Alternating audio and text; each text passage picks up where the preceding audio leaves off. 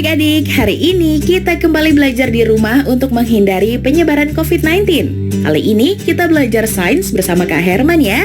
Ayo siapkan alat tulis dan bersiaplah menjawab pertanyaan. Kerjakan pertanyaan ini sebagai tugas dengan bimbingan guru atau orang tuamu ya.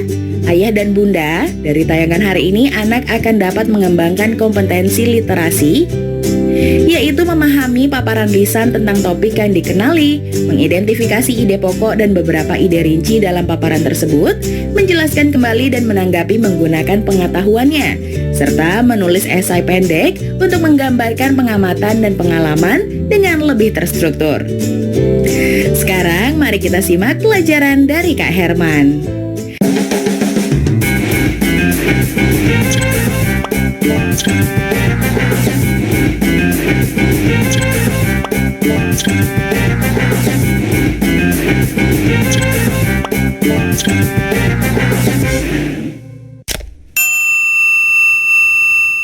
Halo Sobat X-Science, jumpa lagi bersama Kak Herman dalam program kesayangan kita, X-Science, Eksplorasi Sains. Adik-adik, pernahkah kalian bekerja bakti membersihkan kelas bersama teman-teman? Nah, tahukah adik-adik, kegiatan bekerja bakti seperti mendorong meja, memindahkan kursi, menyapu, dan kegiatan lainnya terjadi karena adanya gaya yang dilakukan. Hah? Gaya? Apa sih gaya itu? Mau tahu tidak? Yuk kita simak penjelasan berikutnya. Gaya adalah tarikan atau dorongan yang menyebabkan suatu benda bergerak. Suatu benda dikatakan bergerak jika kedudukannya berpindah dari posisi semula. Adik-adik, gaya juga memiliki sifat-sifat tertentu loh. Apa saja sih sifat-sifat gaya itu? Yuk kita simak penjelasan berikutnya. Pertama, gaya menyebabkan benda diam menjadi bergerak. Contohnya, ketika ada mobil sedang mogok, kita dorong. Dari tadinya diam menjadi bergerak. Meja yang tadinya diam kita dorong jadi bergerak. Menarik gerobak yang tadinya diam jadi bergerak.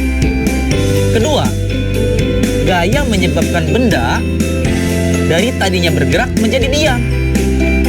Contohnya, pada saat seorang melempar bola, terus bola tersebut ditangkap. Bola tadinya bergerak, ketika ditangkap jadi diam. Itu adalah sifat gaya. Yang ketiga, gaya dapat menyebabkan benda berubah arah. Adik-adik pernah bermain bola? Pernah tidak menendang bola? Kemudian bola tersebut adik-adik sundul pakai kepala. Bola dapat berubah arah dikarenakan gaya yang diberikan pada bola tersebut. Keempat, gaya dapat menyebabkan benda bergerak lebih cepat. Coba acungkan tangan, siapa yang memiliki sepeda di rumah? Pernahkah adik-adik bermain sepeda? Ketika adik-adik menekan pedal sepeda semakin keras, maka kecepatan sepeda adik-adik akan bergerak jauh lebih cepat.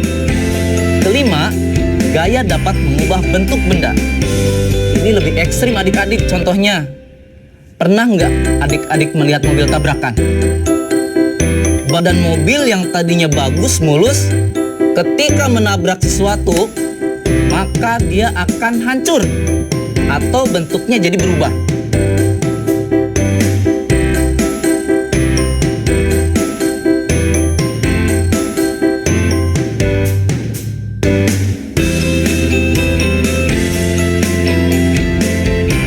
Nah adik-adik, ternyata semua kegiatan yang kita lakukan sehari-hari tak lepas dari yang namanya gaya. Mudah bukan belajar sains? Saatnya kita bernalar. Yuk, mari kita bernalar ya. Manakah yang benar dari pernyataan berikut ini? A. Kotak A didorong lebih jauh karena gaya yang diterapkan lebih besar. B. Lebih sedikit pekerjaan dilakukan pada kotak B karena gaya dan jaraknya lebih besar. C. Semakin besar jumlah gaya yang diterapkan ke kotak, semakin jauh jarak yang didorong. D. Semua benar.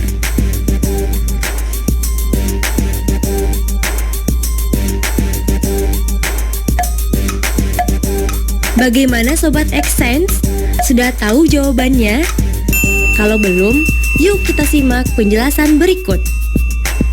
Jawaban yang tepat adalah pilihan yang C, yaitu semakin besar jumlah gaya yang diterapkan ke kotak, semakin jauh jarak yang didorong. Karena besarnya gaya berbanding lurus dengan besarnya perpindahan. Gaya 60 Newton lebih besar daripada gaya 40 Newton. Makanya, semakin besar jumlah gaya yang diterapkan ke kotak, semakin jauh jarak yang didorong. Nah, adik-adik, sekarang waktunya menjawab pertanyaan. Pertanyaannya adalah, jelaskan 3 contoh aktivitas kalian yang menggunakan sifat gaya ketika membantu ibu di rumah. Dicatat ya, jelaskan 3 contoh aktivitas kalian yang menggunakan sifat gaya ketika membantu ibu di rumah.